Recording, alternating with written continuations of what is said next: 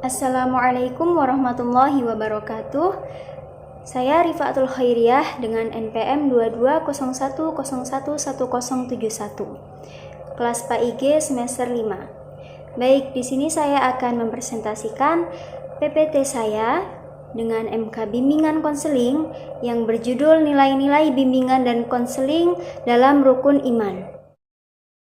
Baik, di sini saya akan menjelaskan beberapa poin penting. Yang pertama itu adalah poin pengertian iman, lalu yang kedua iman kepada kitab Allah, yang ketiga itu ada iman kepada hari akhir, dan yang terakhir iman kepada takdir Allah atau qadha dan qadar.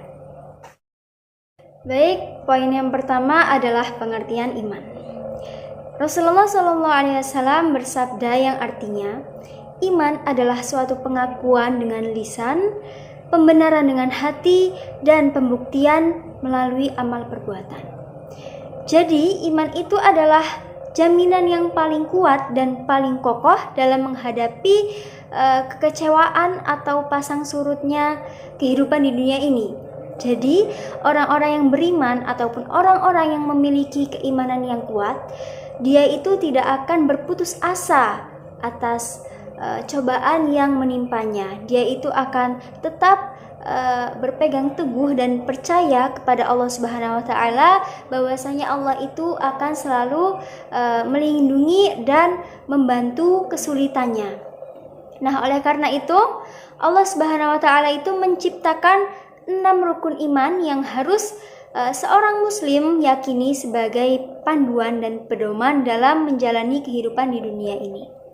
Di antaranya itu yang pertama iman kepada Allah Subhanahu wa taala, dan yang kedua iman kepada malaikat Allah, yang ketiga iman kepada kitab Allah, yang keempat iman kepada Rasul Allah, yang kelima iman kepada hari akhir, dan yang terakhir adalah iman kepada takdir Allah atau qadha dan qadar. Baik, slide selanjutnya adalah iman kepada kitab Allah Subhanahu wa taala.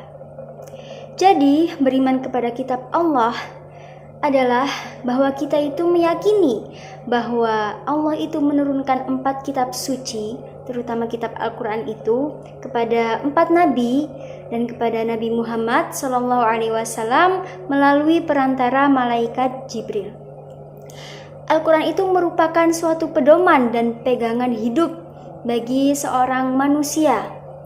Jadi dengan adanya Al-Quran ini, maka kita itu bisa berpegang teguh kepada Al-Quran, bahwasanya kita percaya jika kita membaca, bahkan menghafal serta mengamalkan ajaran Al-Quran ini, maka hidup kita akan dipermudah oleh Allah Subhanahu wa taala. Dan Al-Quran ini kedudukannya dalam bimbingan konseling itu adalah pastinya sebagai konselor ataupun sebagai pembimbing kita dalam kehidupan di dunia ini. Jika kita itu sering membaca, bahkan menghafal Al-Quran serta mengamalkannya, maka insya Allah Allah akan menjamin kehidupan kita itu diliputi dengan rasa damai, tentram, dan juga dipermudah segala urusan.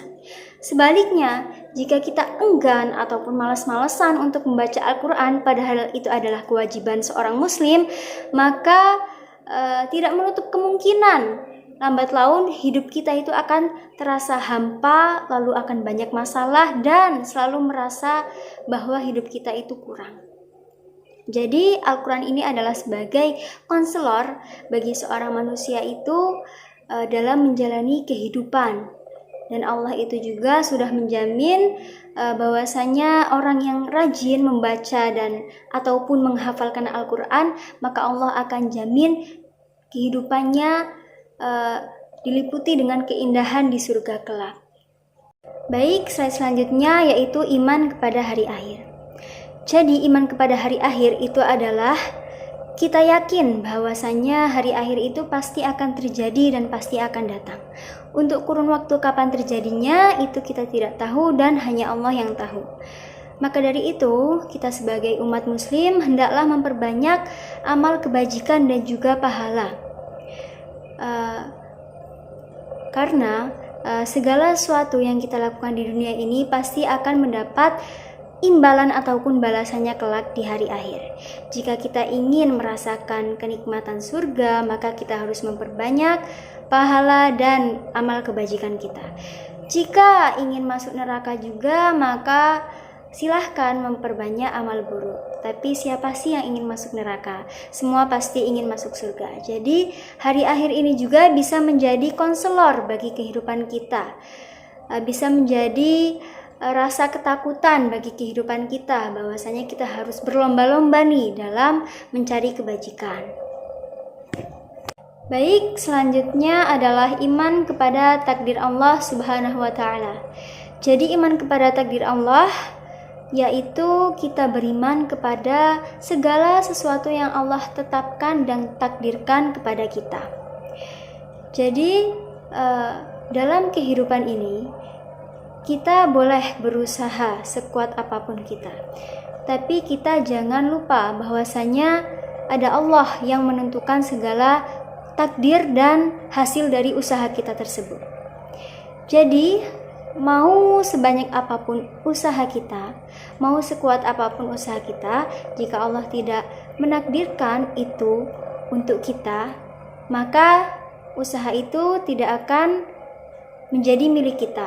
Jadi saat kita berusaha ataupun saat kita sedang menjalani struggle di kehidupan ini, kita harus dasari dengan rasa ikhlas. Ikhlas apa?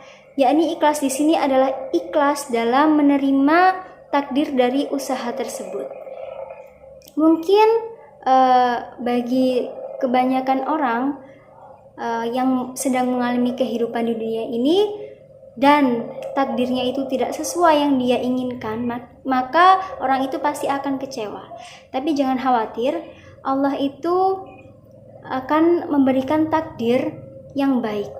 Allah itu tidak akan memberikan suatu takdir yang buruk kepada hambanya, apalagi hambanya itu selalu sabar dan ikhlas. Jadi Allah itu akan memuliakan seorang hamba jika hamba itu mendasari dirinya itu dengan rasa ikhlas yang luas akan menerima ketetapan takdir dari Allah tersebut. Jadi intinya dalam kehidupan di dunia ini kita tidak boleh berekspektasi pada apapun dan kita tidak boleh menggantungkan diri kita pada apapun selain kepada Allah Subhanahu wa Ta'ala. Jadi takdir ini juga dapat membimbing kehidupan kita ini dalam menghadapi tantangan-tantangan atau usaha-usaha kita. Dan semuanya itu harus dengan didasari keikhlasan dan sabar. Baik, hanya itu yang dapat pemateri sampaikan. Saya mohon maaf apabila terdapat kesalahan dan kepada Allah saya mohon ampun. Saya akhiri, wallahul muwafiq ila aqwamit thoriq. Wassalamualaikum warahmatullahi wabarakatuh.